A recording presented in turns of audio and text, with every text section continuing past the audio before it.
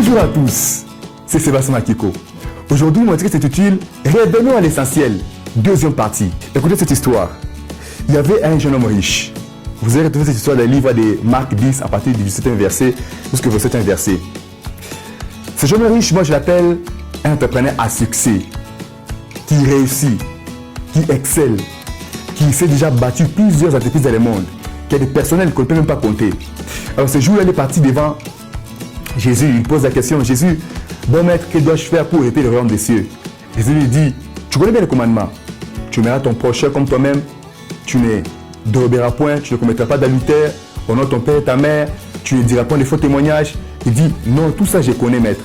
Jésus lui revient encore, lui dit, tu vois tout ce que tu as là-bas comme bien, des richesses, vends-les, donne-les aux pauvres et suis-moi. Le jeune homme animé par la cupidité, la soif de la richesse, de la dignité, il est parti sans revenir. Maintenant, Jésus se tourne vers ses disciples et dit, il sera difficile à un homme riche, ou il sera difficile à un riche d'entrer au ciel. Écoutez très bien, il est très important de revenir d'abord à l'essentiel.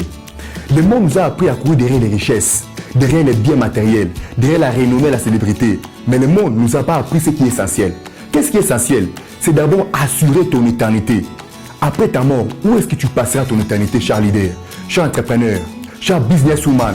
Où est-ce que tu passeras ton éternité après avoir amassé les biens sur cette terre? Le plus important, c'est de revenir d'abord à l'essentiel. C'est d'abord assurer ton éternité.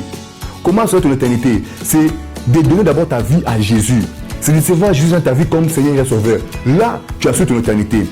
Et je vais vous dire, face à la mort, tes diplômes, ta connaissance, ta renommée, ta célébrité, le nombre de livres à lire, toutes ces choses seront impuissantes devant la mort.